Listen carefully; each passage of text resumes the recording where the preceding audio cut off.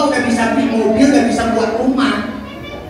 Kalau dihitung-hitung, ya walaupun ada juga orang yang nggak merokok tapi masih neangkon ya.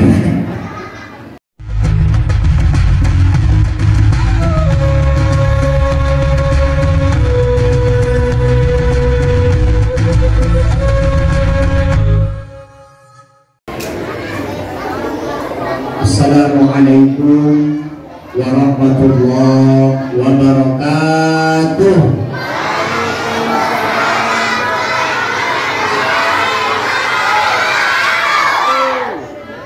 Innal hamdalillah wassalatu wassalamu ala Rasulillah wa ala alihi wa ashabihi wa mawala. Qala Allah Ta'ala fil Qur'anil Karim, a'udzu billahi minasyaitonir rajim, bismillahirrahmanirrahim. Subhanalladzi asra bi 'abdihi lailan minal masjidil harami ilal masjidil aqsa alladzi barakna haulahu linuriyahu min ayatina innahu huwas samiul basir. Shadaqallahul azim wa sadaqa rasuluhun nabiyul karim wa nahnu ala dzalika minasyahidin wasyakirin walhamdulillahi rabbil alamin. Yang terhormat Bapak Kepala Desa Saya Mencirim, yang terhormat Ketua FKSMM Al-Mukarram Al-Ustadz Muhammad Hendro SPDI, yang terhormat para ustadz, alim ulama, pemuda agama, pemuda masyarakat, terkhusus Ketua BKM Masjid At-Taufik Ustadz Syamsir Lubis SPDI, kemudian bapak-bapak, ibu-ibu, orang-orang tua saya yang mohon maaf tidak dapat saya sebutkan satu persatu, dan yang saya banggakan adik-adik sekalian. Ibu-ibu, pertama, menurut saya acara apapun yang ada pembicaranya di depan itu nyawanya adalah sound system. Sukses atau tidak acara itu sangat tergantung dengan sound systemnya. Jadi sound system malam ini kalau menurut saya udah paten, ya Pak Kades ya. Ini udah sangat jelas. Cuman Bapak Ibu, sepaten-patennya sound system, semahal apapun sound system disewa, tapi nek jamaah yang cocoknya gak usah meneng. Ustaz Abdul Somad pun diundang bu, nek dia ceramah nih kok nyocok tadi, baik Tuhan. Makanya sebelum kita mulai, ini sound system udah paten. Saya minta jamaah dari mulai orang tuanya sampai anak-anak mudah-mudahan bisa tertib, karena kita ini gak lama-lama karena waktu udah terlalu malam. Jadi waktu yang singkat ini ayo kita manfaatkan untuk menimba ilmu sebanyak-banyaknya. Setuju? Dan untuk anak-anak tadi sudah disampaikan sama Ustaz Samsir, siap ceramah akan dibagikan 10 amplop. Dan mata duitan kali memang. Ini akan diberikan kepada anak-anak yang mampu menjawab pertanyaan Ustadz, dan pertanyaannya akan diambil dari ceramah yang Ustadz sampaikan. Jadi yang bisa menjawab adalah yang mendengarkan ceramah dengan baik, dengan diam, tertib. Dan nanti kalau Ustadz tengok selama ceramah dia main-main, dia ribut, dia cerita-cerita, walaupun angkat tangan, Ustadz gak tunjuk dia. Ustadz gak kasih dia jawab. Yang boleh jawab hanya yang tertib selama ceramah. Dan kalau nanti ada yang ribut waktu Ustadz ceramah, Ustadz panggil dia, Ustadz setrap, Ustadz berdirikan di depan ini sampai Ustadz siap ceramah. Ustadz jadikan satgas yang ngawal Ustadz ceramah sampai siap. Paham? Makanya jangan ada yang main-main. Setuju? Baik, Bapak Ibu, orang-orang tua saya yang dimuliakan Allah, saya rasa kita nggak usah banyak basa-basi, singkat, padat, tepat, sudah terlalu malam. Malam ini kita berkumpul dalam rangka memperingati Isra wal Mi'raj. Apa itu Isra wal Mi'raj, Ustaz? Isra wal Mi'raj itu perjalanan Nabi Muhammad mulai dari Masjidil Haram di Mekah ke Masjidil Aqsa di Palestina. Kemudian Mi'raj naik ke atas langit, tembus langit ke-7 sampai ke Sidratul Muntaha, bertemu dengan Allah, menerima perintah sholat. Dan Rasul melakukan perjalanan itu hanya membutuhkan waktu 1/3 malam. Satu malam berapa jam anak-anak? 20, ini bilang 24 katanya, berarti hidupnya gelap terus. Kalau satu malam 24 jam berarti gelap aja lah hidupnya. Satu malam itu 12 jam. Kalau 1/3 malam berarti 12 bagi 3. Berapa 12 bagi 3? 4. Jadi Nabi Muhammad dari Mekah ke Palestina, nembus langit ke-7, balik lagi ke Mekah, hanya butuh waktu 4 jam. Ketika ini diceritakan Nabi Muhammad sama orang-orang kafir di Mekah, apa kata orang-orang kafir? Muhammad dopok. Tahu dopok? Muhammad ngopros. Tahu ngopros? Muhammad bonga. Bonga atau bonga? Muhammad nipu. Yang nipu kok nggak tahu. Muhammad ngarang-ngarang cerita, kata orang kafir. Mana mungkin dia bisa berjalan dari Mekah ke Palestina, nembus langit ke-7, balik ke Mekah cuma 4 jam. Mustahil, kata orang kafir. Karena dulu orang normal jalan kaki atau naik onta Mekah ke Palestina aja Bapak Ibu itu 1,5 bulan baru sampai. Tapi ini hanya 4 jam. Kenapa orang kafir tidak percaya dengan peristiwa Isra wal Mi'raj? Karena mereka memahami Isra wal Mi'raj hanya dengan akal, bukan dengan iman. Isra Mi'raj ini adik-adik peristiwa yang nggak bisa dipahami pakai otak. Ini hanya bisa diterima dengan iman. Akal tidak sanggup untuk menerima peristiwa Isra wal Mi'raj. Maka dulu yang pertama dengan percaya dengan peristiwa Isra wal Mi'raj adalah Abu Bakar Siddiq. Makanya Siddiq itu gelar, artinya percaya, yakin. Apapun dikatakan Rasul, walaupun menurut akal gak mungkin, Abu Bakar akan percaya kalau keluar dari mulut Rasulullah. Jadi dianggap Isra Mi'raj peristiwanya gak masuk akal. Sebetulnya masuk akal kalau kita paham Al-Quran. Coba Bapak Ibu baca surah Al-Isra ayat 1.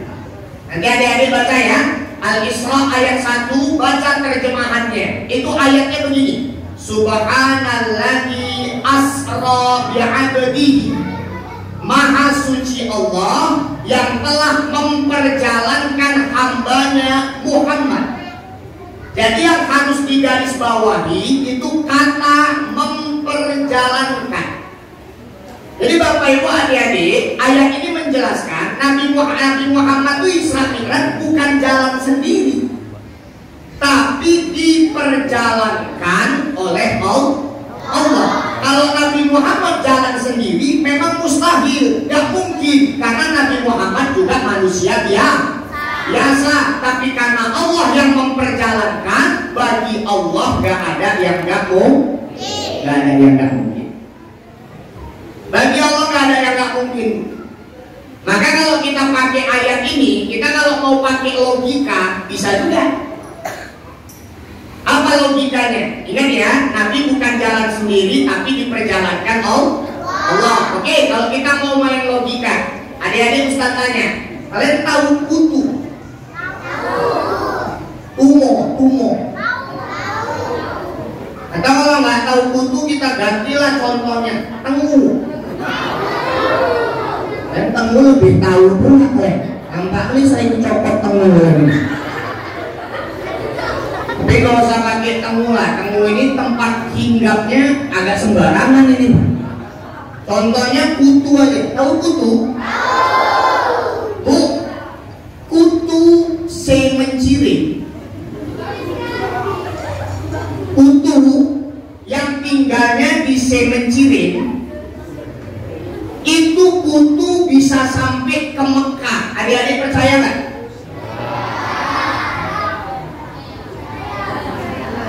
Kutu yang tinggalnya di semenciring bisa sampai Mekah, percaya nggak?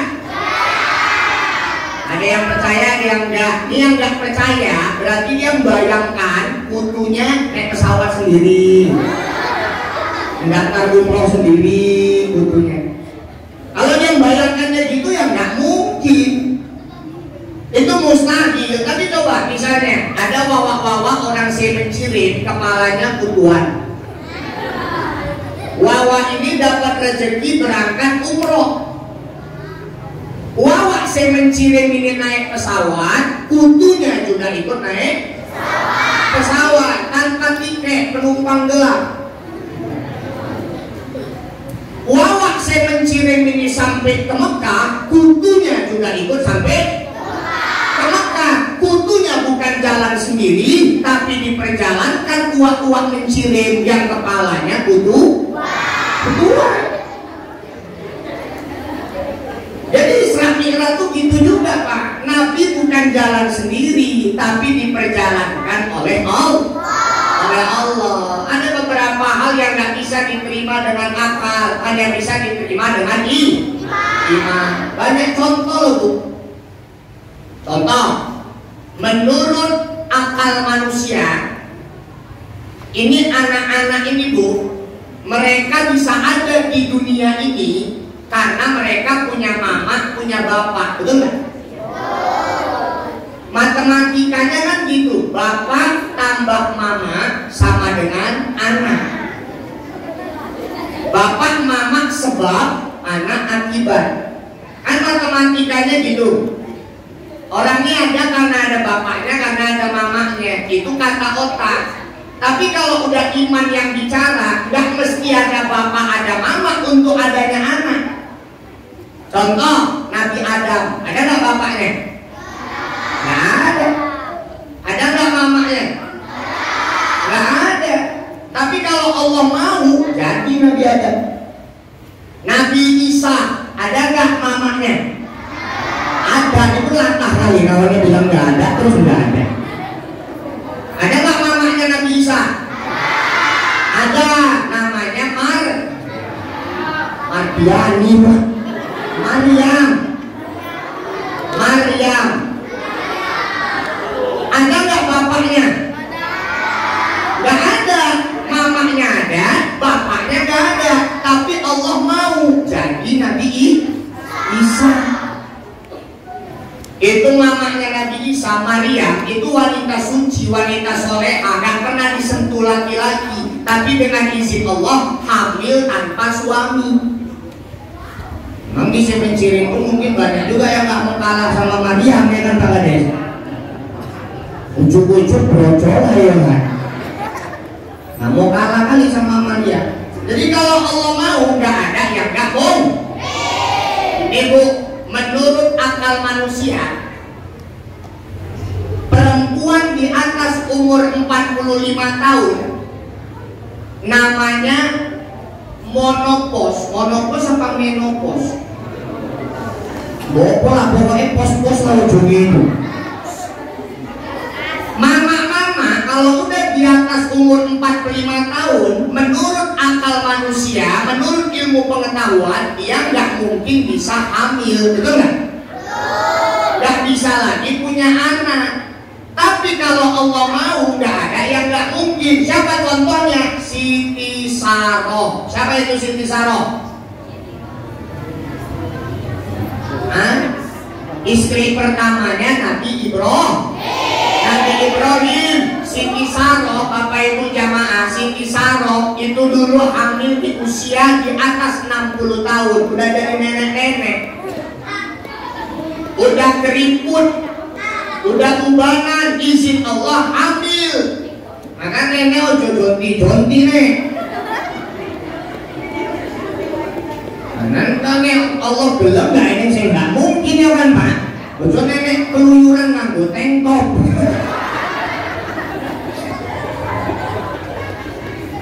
Jadi kalau Allah mau, tidak ada yang nggak mungkin. Isra wal Mi'raj tidak bisa diterima dengan akal, hanya bisa diterima dengan iman. Makanya Isra wal Mi'raj ini pelajaran pertama yang kita ambil adalah ujian keimanan.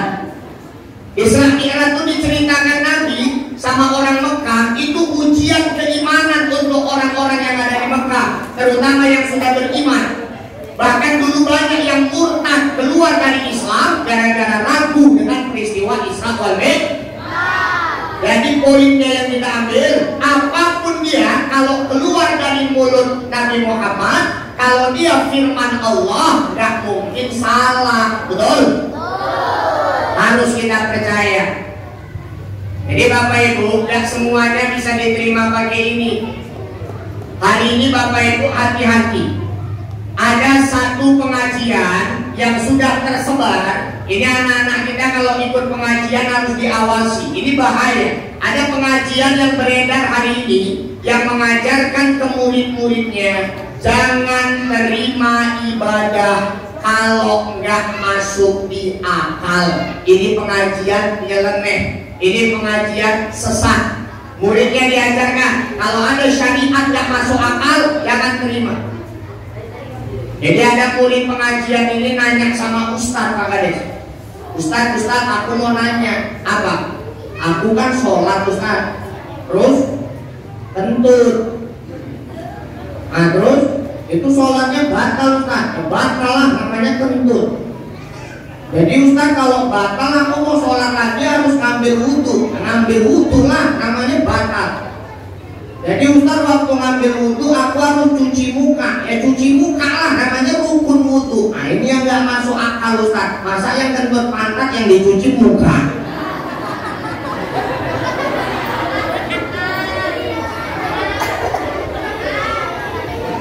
Terakhir Ustaznya jengkel, Ustaznya nanya balik. Sekarang aku tanya, kau kalau kentut depan umum yang malu pantatmu apa mukamu? Ya mukaku lah Ustaz, makanya mukaku yang diceboi kata Ustaznya, pantatku ya.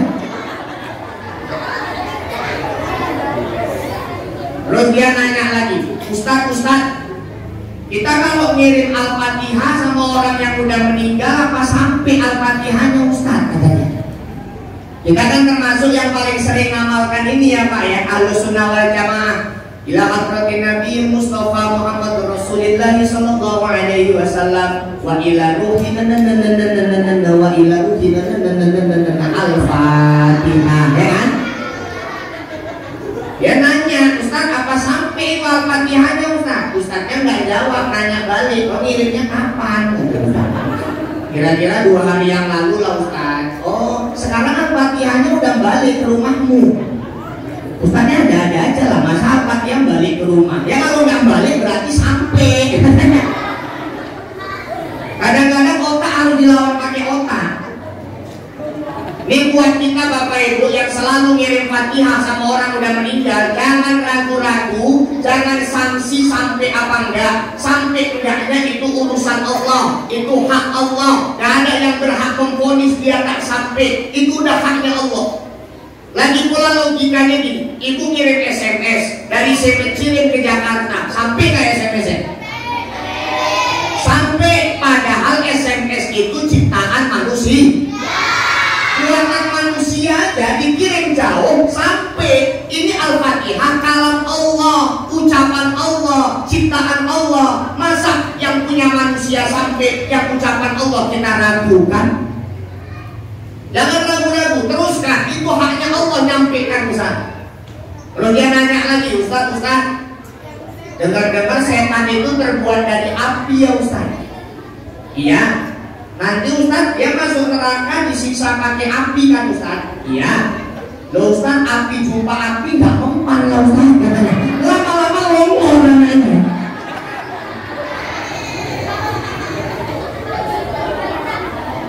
Terakhir Ustaznya pala dia pergi ngambil batu bata. batu bata ini tokokkan ke kepala anak ini, sakit lah Ustaz, anak pula sakit, ya sakit lah Ustaz, katanya ada aja. Nggak mungkin lah sakit, batu bata ini kan dibuat dari tanah, kata Ustaz itu. Tengok di Quran, manusia juga asalnya dari tanah jumpa tanah kok sakit ya, kata Ustaz. Kadang-kadang mau tahu bila orang pakai otak. Makanya nggak semuanya bisa diterima akal. Itu juga ibadah, itu juga syariat. Tidak semua bisa diterima akal, Pak. Ada hal-hal yang hanya bisa diterima dengan iman. Ini mohon maaf, saya kasih contoh lagi. Ini tentang syariat, fikih. Bapak mohon maaf, kita kalau cerita fikih Pak, bahasanya gak usah disamar-samarkan Pak. Terus terang aja, gak usah disensor-sensor. Gak apa-apa ada anak-anak biar mereka paham. Bapak mohon maaf saya tanya, Bapak tahu sperma? Sperma tahu kan? Setahu Bapak sperma itu suci apa najis Pak? Kalian tahu sperma? Kok bisa tahu kan? Sperma itu suci atau najis Pak? Kalau najis berarti kau najis. Sperma itu suci. Sperma itu suci, maka Bapak mohon maaf, kalau celana dalam Bapak kena sperma, Bapak nggak perlu cuci untuk dipakai sholat karena sperma itu suci. Ya ada mani, ada maji. Kalau maji baru najis. Udah sperma itu suci. Sekarang Ustaz tanya, air kencing itu suci apa najis? Najis. Jadi sperma itu suci, air kencing itu najis. Sekarang Bapak saya tanya, Bapak kalau keluar sperma wajib mandi nggak? Wajib mandi nggak Pak? Wajib. Padahal sperma suci. Sekarang tanya, Bapak keluar air kencing wajib mandi nggak? Padahal air kencing najis. Ini kalau otak yang nerima, apa kata otak? Gak benar ini. Masa yang keluar sperma suci wajib mandi, keluar air kencing najis gak wajib mandi? Kata otak. Harusnya, ini kata otak ya, kata otak nih. Harusnya kalau yang keluar air kencing najis aja, yang keluar sperma yang suci aja wajib mandi, keluar air kencing yang najis harusnya lebih wajib mandi lah, kata otak. Orang normal Pak, pipis 1 hari 5-6 kali. Kalau beser 11 kali. Anyan-anyangan 76 kali pun bisa pipis. Kalau sempat setiap habis pipis diwajibkan Allah mandi, jadi mermet kalau itu. Tahu mermet? Jadi putri buyung ya Pak. Jadi gabus. Makanya nggak semua bisa diterima pakai akal. Kalau iman yang terima, apa kata iman? Oh, itulah kasih sayang Allah sama kita hambanya. Allah tuh tahu kalau setiap keluar sperma wajib mandi, nggak repot kali karena keluarnya jarang-jarang. Keluarin kecuali yang memang otaknya jorok terus sering keluar. Tapi kalau air kencing itu keluarnya sering, kalau diwajibkan mandi maka repot. Itu kasih sayang Allah. Itu kalau iman yang cakap. Ibu saya tanya, rukun Islam yang kedua apa Bu? Sholat rukun Islam yang kedua. Puasa rukun Islam yang keberapa Bu? Ikhtilaf, ulama beda pendapat. Ada yang mengatakan 3, ada yang mengatakan 4. Yang penting sholat 2, ya kan? Puasa kalau nggak 3, 4. Berarti tingkat kewajiban sholat lebih tinggi daripada tingkat kewajiban puasa. Setuju? Sekarang ibu saya tanya, ibu halangan, ibu haid, ibu boleh puasa nggak? Nah, nanti udah bersih, udah bersih di luar Ramadan, puasanya wajib diganti nggak? Wajib. Ibu kalau haid boleh sholat nggak? Ya, nanti udah bersih sholatnya wajib diganti nggak? Enggak.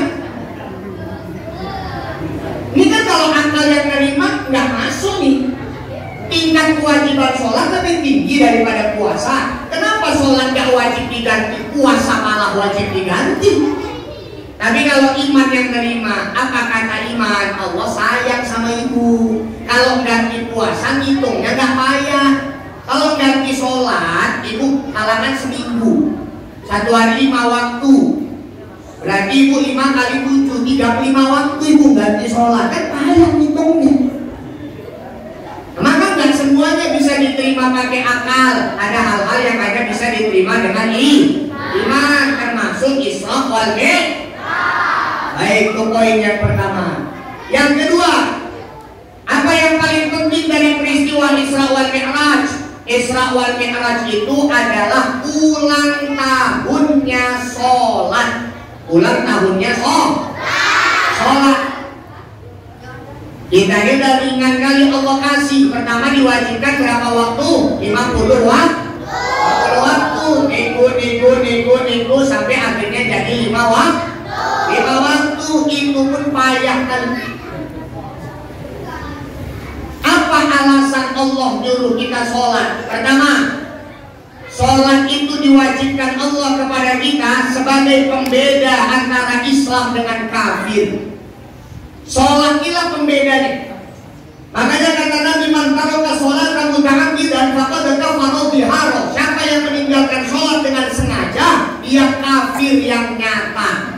Jadi beda antara muslim dengan kafir, sholat. KTP itu Islam, tapi kalau nggak sholat di mata Allah itu kafir. Maka ukuran kita Islam atau tidak, yang paling penting sholat. Maka jangan sepele sama sholat. Mereka apalagi alasan Allah memerintahkan kita sholat. Sholat itu tanda syukur kita kepada Allah. Jadi kalau orang yang nggak mau sholat itu orang nggak bersyukur. Pak Bu, Allah tuh cuma minta waktu kita sedikit aja. Jangan bayangkanlah, kita sehari semalam dikasih waktu berapa banyak? 24 ya.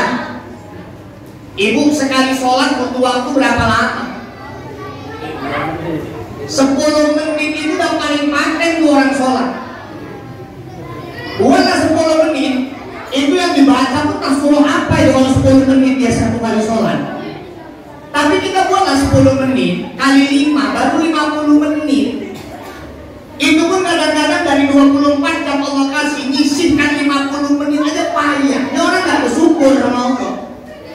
Sementara nikmat Allah gak terhitung. Wa inna ta'uddu nikmatallahi la tuhsuha. Gak bisa itu hitung nikmat Allah.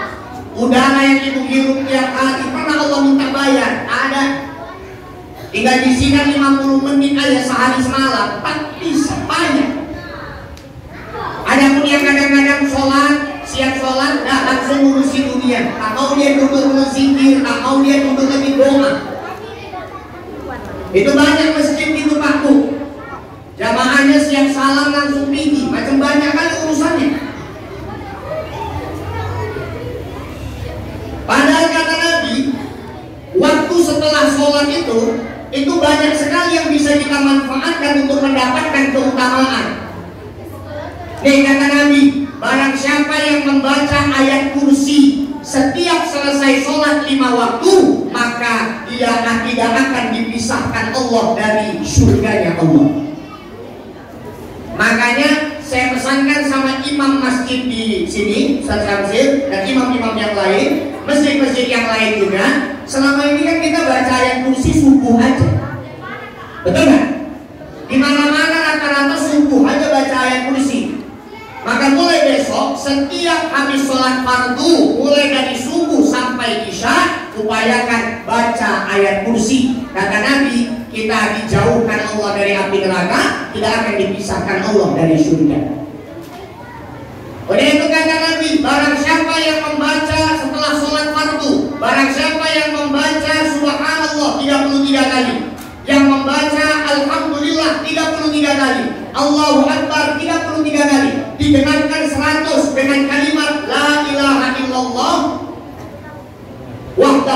syarikalah, lahul mulku wa lahul hamdu yuhyi wa yumiit wa huwa ala kulli syai'in qadir. Digenapkan dengan kalimat itu jadi 100, kata Nabi akan diampunkan seluruh dosanya meskipun sebanyak buih di lautan.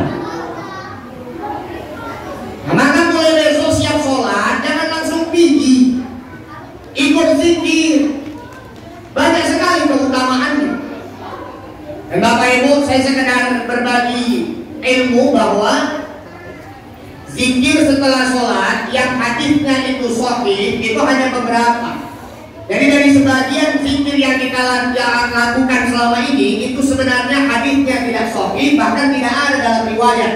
Tapi tidak ada masalah kita lakukan, tentunya itu dilakukan oleh para ulama dulu. Tapi kalau yang sahih itu Rasul setelah sholat baca astagfirullah 3 kali. Astagfirullah, astagfirullah, astagfirullah 3 kali. Kemudian sunnah Rasul membaca Allahumma antas salam wa minkas salam tabarakta rabbana wa ta'ala ya dzal jalali wal ikram. Itulah kalimatnya. Kalau selama ini ada kalimat fahayyina rabbana bisalam wa tadkhulul jannata dalam salam, itu tidak ada dalam hadis. Itu ditambah oleh para ulama, tapi tidak ada masalah kita lakukan karena itu isinya doa.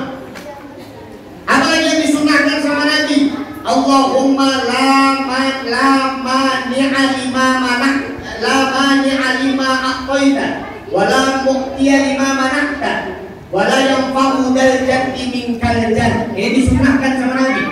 Kemudian Allahumma inni ala dzikrika wa syukrika wa husni ibadatik. Ini yang hadisnya sahih. Tapi yang tidak sahih itu tak ada masalah, karena itu ajaran ulama. Jadi sisihkan waktu kita sedikit saja untuk lebih lama di masjid, mendekatkan diri kepada Allah, zikir, doa. Maka Bapak Ibu jamaah yang dimuliakan Allah, sholat itu Allah perintahkan untuk tahu kita ini orang bersyukur atau tidak.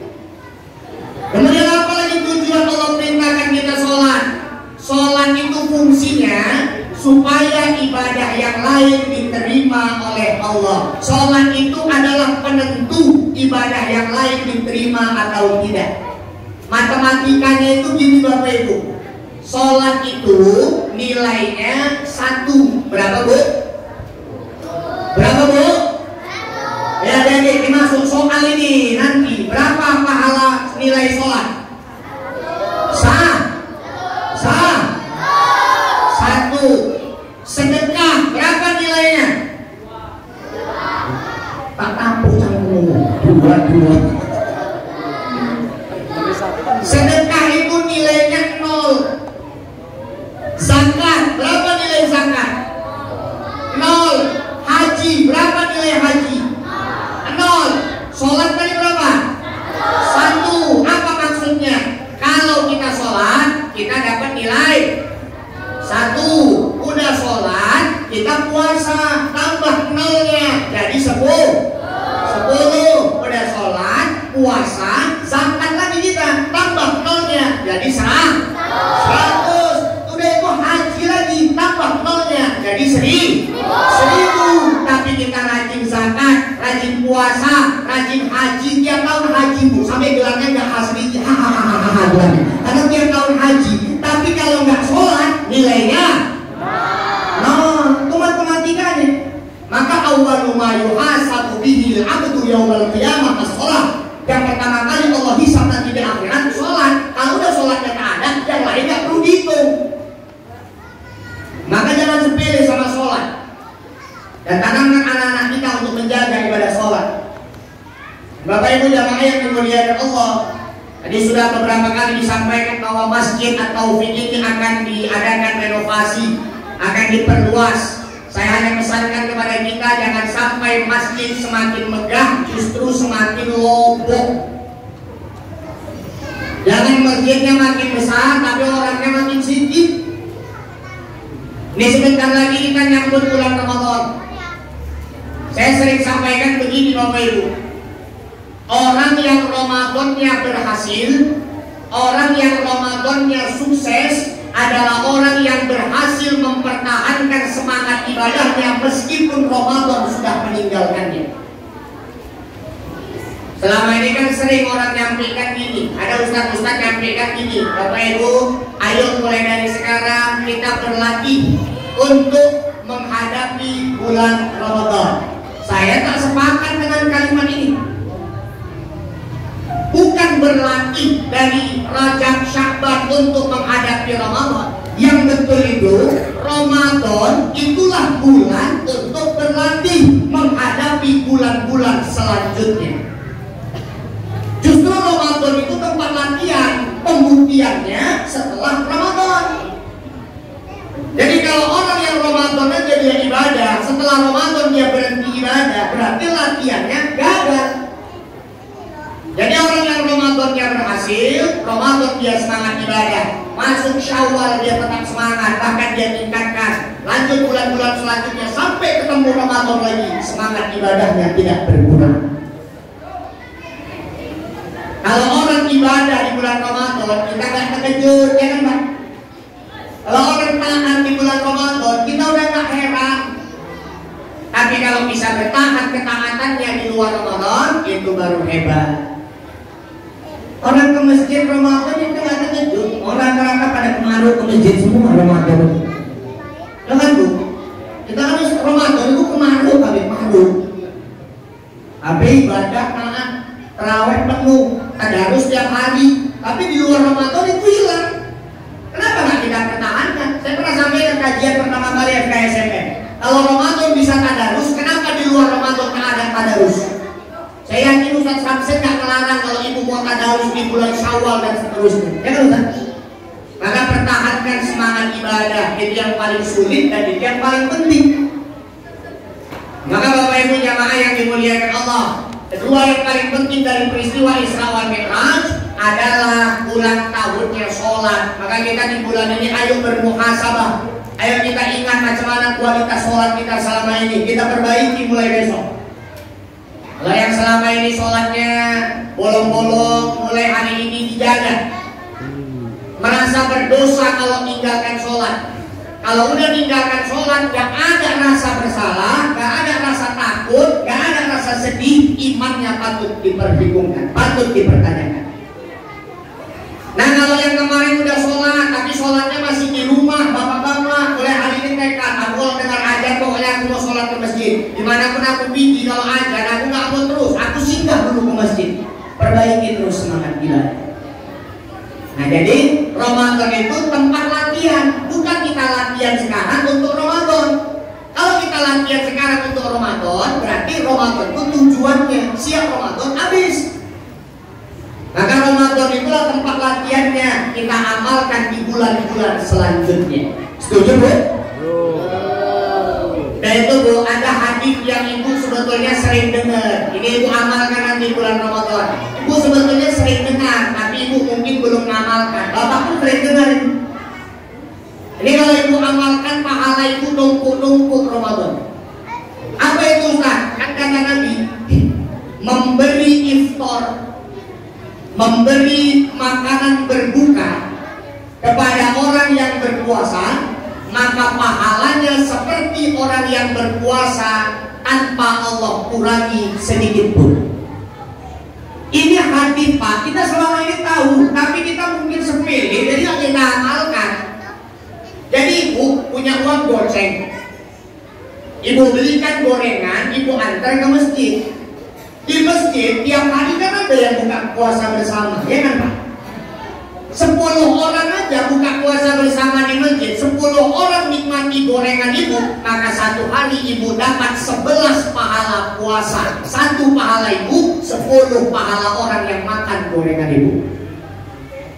Sepele, tapi ini janjinya Rasul.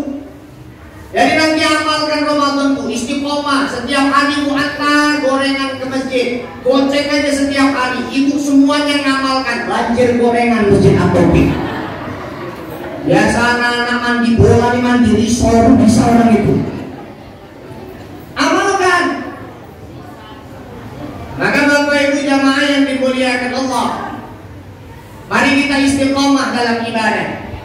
Kemudian apa lagi pelajaran yang bisa kita ambil dari peristiwa Isra wal Mi'raj? Nah ini mungkin poin yang terakhir, tapi ini sangat penting. Ini untuk anak-anak generasi kita Bapak Ibu. Rasul itu waktu Isra wal Mi'raj Rasul itu ada ditawari sama malaikat Jibril 2 minuman. Yang satu khamar, minuman keras, yang satu susu. Rasul disuruh pilih. Maka apa yang dipilih Rasul? Rasul memilih susu. Lalu apa kata Jibril? Sadaqta ya Muhammad, pilihanmu tepat, pilihanmu benar. Karena kalau kamu memilih arak, memilih khamar, maka umatmu nanti akan jadi tukang mabuk. Umatmu nanti akan suka minum minuman keras. Maka Bapak Ibu, ini pelajaran untuk kita orang tua, untuk menjaga anak-anak kita dari khamar yang hari ini bentuknya adalah narkoba. Hari ini khamar yang paling berbahaya narkoba. Apa pengertian khamar? Karena sering ditanya gini, Ustaz, kita kalau pakai minyak wangi yang ada alkoholnya apa bisa dipakai sholat? Kan gitu ya. Sementara kan alkohol itu memabukkan katanya. Maka kita harus tahu dulu apa pengertian khamar untuk menjawab pertanyaan itu. Apa pengertian khamar? Kata Umar bin Khattab, al-khamru ma khamar al-aql. Khamar itu adalah segala sesuatu yang dapat merusak akal. Ibu pernah pakai minyak wangi sampai rusak akal ibu? Hah? Ada yang pernah habis pakai minyak wangi terus orek-orek sampah jadi orang gila? Ada? Kan nggak ada. Jadi khamar itu akan jadi haram kalau dia memabukkan kalau dikonsumsi. Kalau dipakai untuk minyak wangi, sholat nggak ada masalah. Dan dia itu alkohol, dia sifatnya terbang di bawah angin. Dia dari masjid rumah ke masjid kan kena angin, itu alkohol terbang di bawah angin. Tapi kalau dikonsumsi sampai mabuk, itulah yang dikatakan khamar, merusak akal. Maka anak-anak kita dijaga. Baru-baru ini kan Bu, begal yang suami istri dibuang ke tebu-tebu. Orang pasar macan ya Pak Kades. Innalillahi wa inna ilaihi raji'un. Kalau kita usut-usut, apa akar masalahnya? Narkoba. Orang kalau udah kena narkoba Pak, apa aja dibuat? Saya rasa Bapak Ibu setuju. Kalau di rumah kita ada satu orang aja kena narkoba, satu rumah sengsara hidupnya. Belum? Barang di rumah pantang terletak. Apa yang laku dijual. Sengsara hidup satu rumah kalau satu orang aja kena narkoba. Maka anak-anak kita ini jaga Bu. Ini adik-adik, jangan merokok Karena bagi saya, untuk anak-anak kecil ini Pak Bu, merokok itu adalah langkah awal menuju narkoba. Karena anak-anak ini rasa penasarannya tinggi. Awalnya dia merokok, lama-lama penasaran dia melinting. Lama-lama, apa itu? Linting. Dia melinting ganja. Nanti penasaran lagi, lama-lama dia nyabu. Terus ke khamar yang lain. Maka Bapak Ibu jamaah, anak-anak yang belum merokok, janganlah merokok. Kalau bapak-bapaknya udah biarkan aja lah, itu vitaminnya. Malah bapak ini kalau nggak ada rokok, ibu aja dibentak-bentakinya, stres dia. Jadi biar aja kalau bapak ini memang udah kuningnya rokok itu. Kalau bisa nanti ibu masak nasi, gak usah masak lauknya rokok aja. Stres bapak-bapak ini kalau nggak merokok. Tapi adik-adik yang belum merokok, jangan kalian coba. Tanya bapak kalian, kalau udah dicoba berhentinya payah, kan Pak? Kalau dihitung-hitung berapa banyak duit habis di rokok. Nah, kalau bapak hitung-hitung uang rokok bapak per hari, ya kan? Bapak hitung sejak bapak awal merokok, mungkin bapak udah bisa beli mobil, udah bisa buat rumah. Kalau dihitung-hitung, ya walaupun ada juga orang yang nggak merokok tapi masih naik angkot ya. Dan menurut saya Pak ya, rokok itu sebetulnya di Indonesia pelan-pelan mau diharamkan. Tapi caranya pelan-pelan, ikut cara Al-Quran. Dulu Al-Quran mengharamkan minuman keras, itu nggak langsung haram Pak, pelan-pelan. Pertama turun ayat, minuman keras lebih banyak mudaratnya daripada manfaatnya. Belum haram, masih dikasih tahu aja. Kedua turun ayat, la taqrabus sholata wa antum sukaro. Jangan dekati sholat kalau lagi mabuk. Silahkan kau mabuk, tapi jangan sholat kalau lagi mabuk. Mabuknya belum dilarang, tapi jangan sholat kalau lagi mabuk. Memang gawat juga orang mabuk sholat. Kan pernah kejadian ada anak lajang mabuk pengen di masjid. Subuh aja, Allahu Akbar, kebangun dia, masih oyong-oyong. Karena dengar ajan, sok paten, ikut dia sholat subuh, dibantingnya 4 rakaat. Siap sholat tuh usir najir, gila kau memang stres, kau mabuk, subuh pulang 4 rakaat. Diam, begini. Tengah jalan dia ketemu Ustaz mau kemana Ustaz? Ke masjid lah, ngapain Ustaz? Sholat subuh, berapa rakaat Ustaz? Ya 2, pulang aja lah. Bawa pulang aku 4 aja diusir wabin, apalagi Ustaz cuma 2. Namanya orang mabuk. Ini kan sama kayak orang naik kereta tanjakan, dibantingnya di 4. Ya ngeden-ngeden yang nih. Dan itu kita kasih tahu, wah nggak bisa tanjakan di 4, wah ini 1. Kau yang tahu 4 aja nggak bisa, apalagi 1. Mabuk nih orang ini.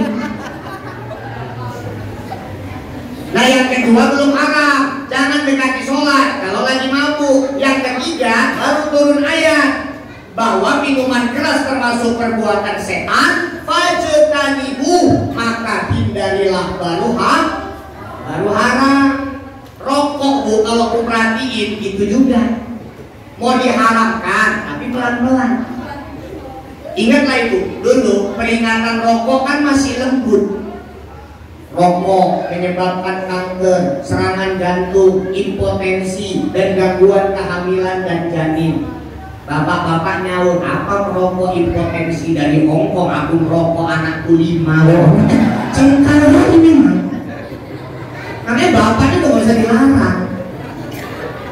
Nanti bininya bilang, bang jangan merokok lah bang, nanti abang cepat mati bang, sakit-sakitan. Tenang aja Din, abang merokok ini bantu pemerintah ngapuskan rokok.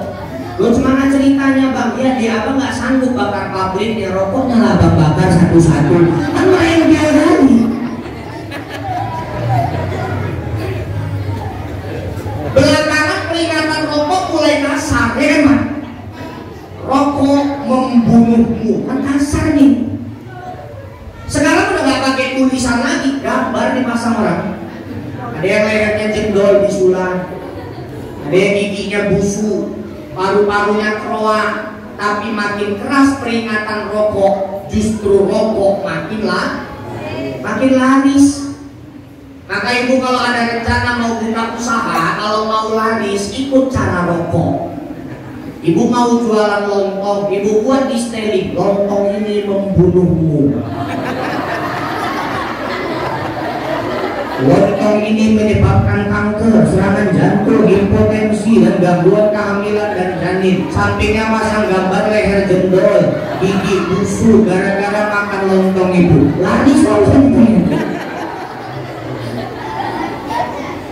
Karena memang Pak, watak manusia itu dari zaman Nabi Adam dulu Allah ciptakan, memang watak manusia makin dilarang, makin penasaran.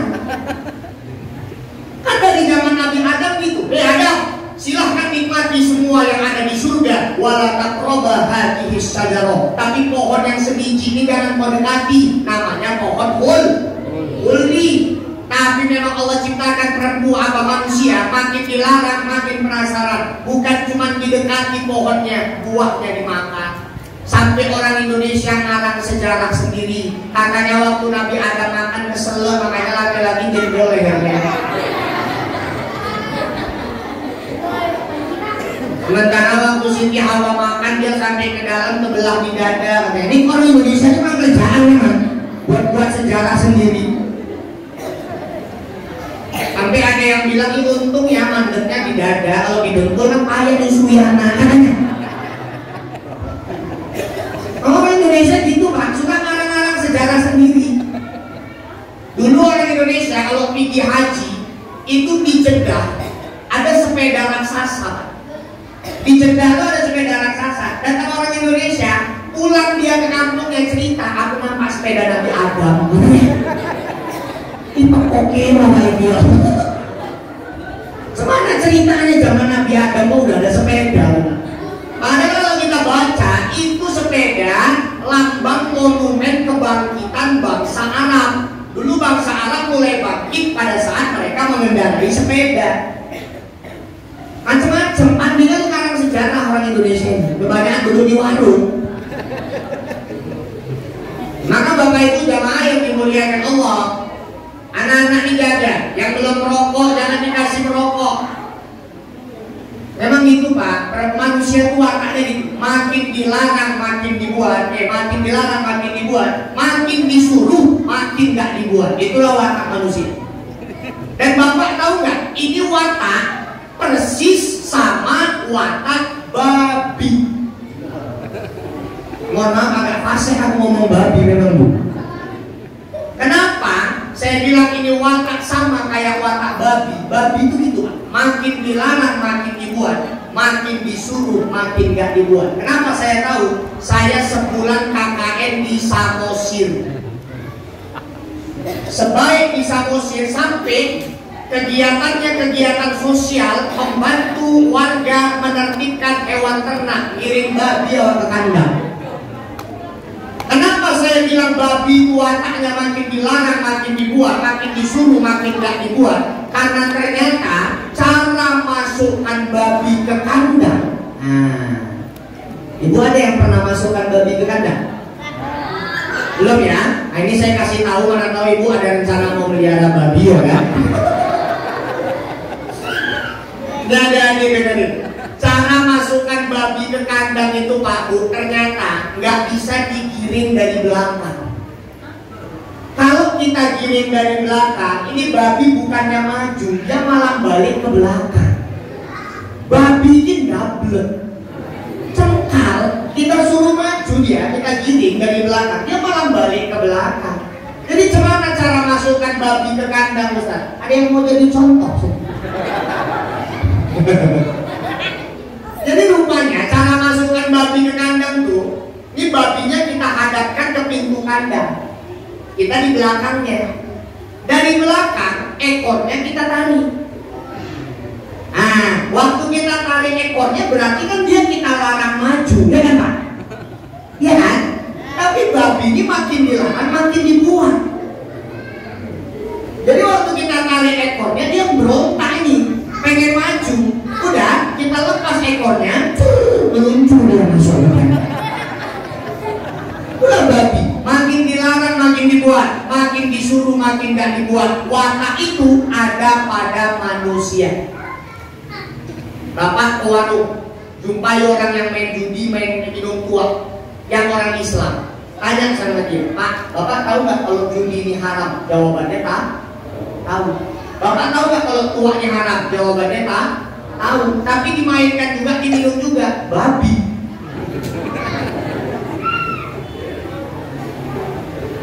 Bapak tanya sama orang yang nerobos lampu merah, Pak, Bapak tahu nggak kalau lampu merahnya artinya berhenti? Jawabannya tahu, tapi diterobos. Babi. Jadi tanpa kita sadari kita pernah jadi babi. Aku pun pernah. Namanya buru-buru ya kan. Emang makin dilarang makin dibuat, makin disuruh makin gak dibuat. Tanyalah sama orang Islam yang gak mau sholat, Pak, Bapak tahu gak kalau sholat itu disuruh Allah? Jawabannya tahu, tapi gak sholat. Orang yang tinggalkan sholat macam babi. Maka Bapak Ibu jamaah yang dimuliakan Allah, ayo kita lawan sifat-sifat kebinatangan.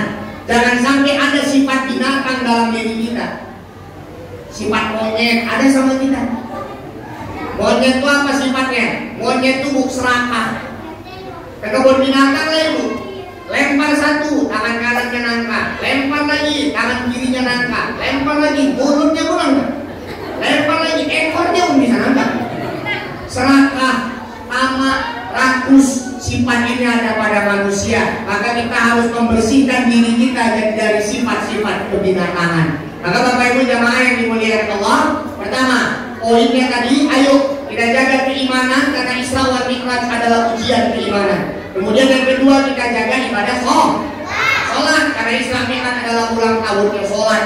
Kemudian yang ketiga tadi ada kisah Nabi ditawarkan khamar sama susu. Ayo kita jaga anak-anak kita dari khamar, dari narkoba, dari minuman keras, karena itu adalah induk perbuatan.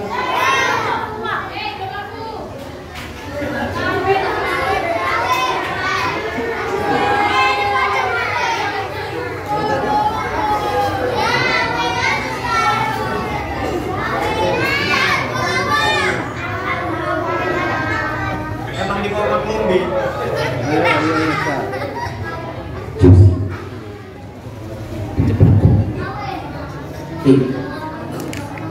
Nah, baik. Sekarang pertanyaan. Nah, ayo, masuk anak-anak. Woi. Pertanyaan. Nah, masuk leh. Tadi ceramah di luar leh. Kalau mama ini gimana duit kamu? Yang tadi sambung ayat maju ke depan. Nah, itu otomatis sudah dapat tanpa ada pertanyaan. Ayo, 4 orang tadi ya. Gak apa-apa ya Ustaz Samsir ya, di sini ya. Nah, supaya tinggal 6, karena 10 Ustaz yang bingung ngasih pertanyaan apa ya kan? 10 amplopnya disediakan Ustaz Samsir. Ustaz yang amplop ada ini gak ada isinya. Ada, udah usah gitu, ada. Enggak. Sisanya 6. Siap anak-anak? Siap? Siap? Pertanyaan pertama. Sebutkan perjalanan Isra Nabi Muhammad dari mana ke mana? Masya Allah. Dari mana ke mana?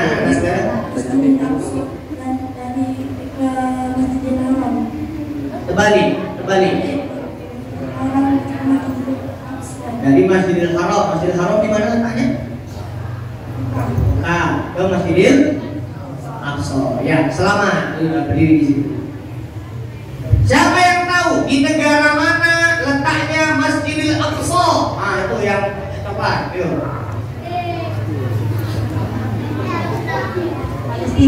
Palestina. Bagus, selamat. Diri.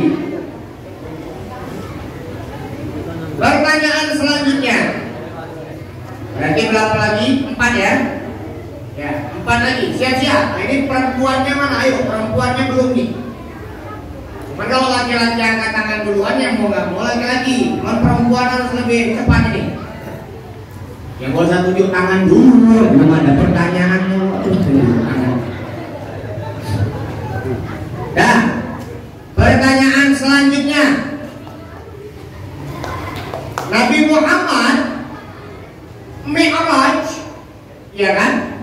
Naik ke langit ke-7, balik lagi ke Mekah, butuh waktu berapa jam tadi? Nah, ini yang dibutuhkan.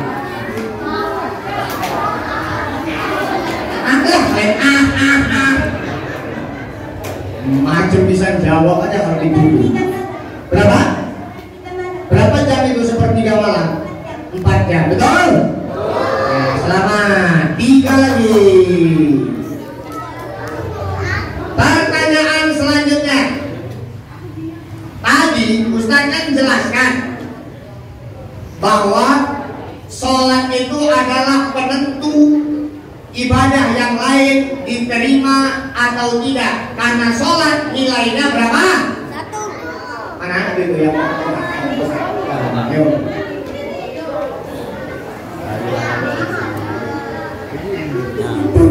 Satu enak aja hidup kita. Kan beruntung kali lagi. Ngomong satu aja pun cair loh kan. Baik, 2 lagi. Pertanyaan selanjutnya. Tadi Ustadz sampaikan bahwa Nabi Muhammad dikasih pilihan 2 minuman. Apa 2 minuman itu? Sing di Pak. Bapak jawab sing di. Apa? Ayo, mana? Kacamata. Nampaknya kembali ke kantong sendiri.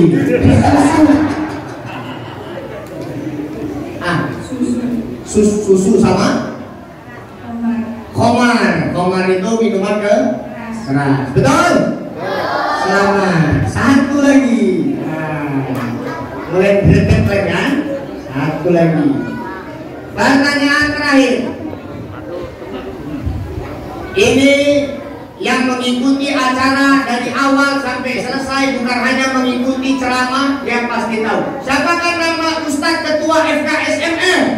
Nah, dari biru.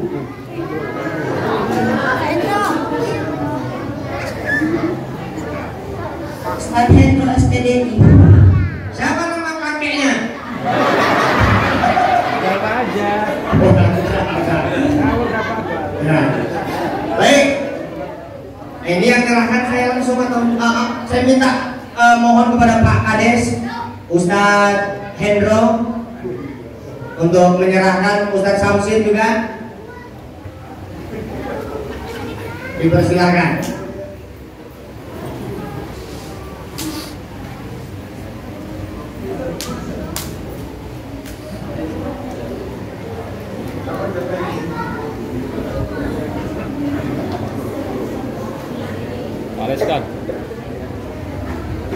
Pak.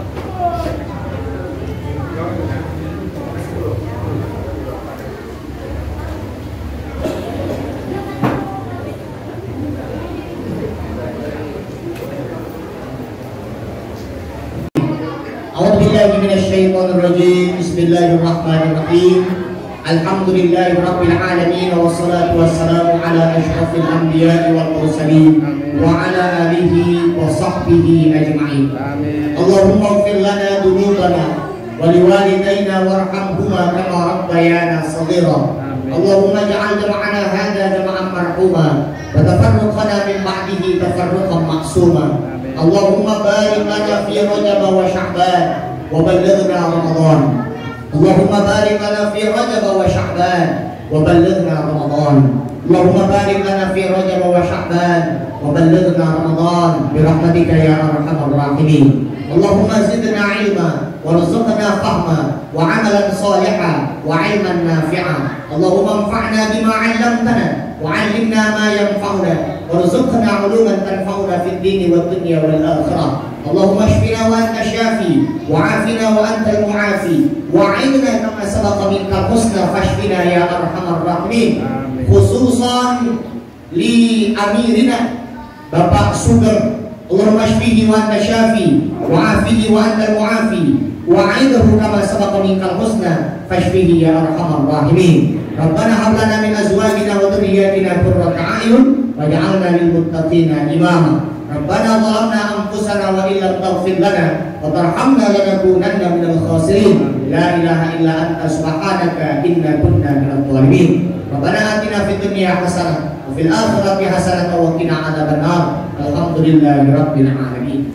Allahumma salli ala sayyidina wa nabiyyina wa habibina wa syafi'ina wa dhukhrina wa maulana Muhammad. Allahumma salli ala sayyidina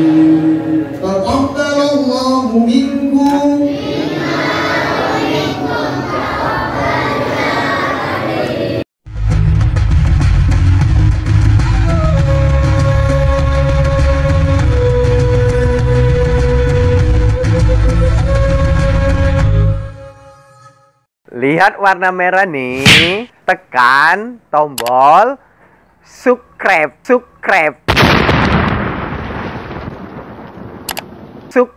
bagikan, share, suka, like, ting tong, loncengnya jangan lupa. Insyaallah, semoga video-video yang ada di Mencari Syariah berguna bagi sahabat dakwah. Assalamualaikum warahmatullahi wabarakatuh.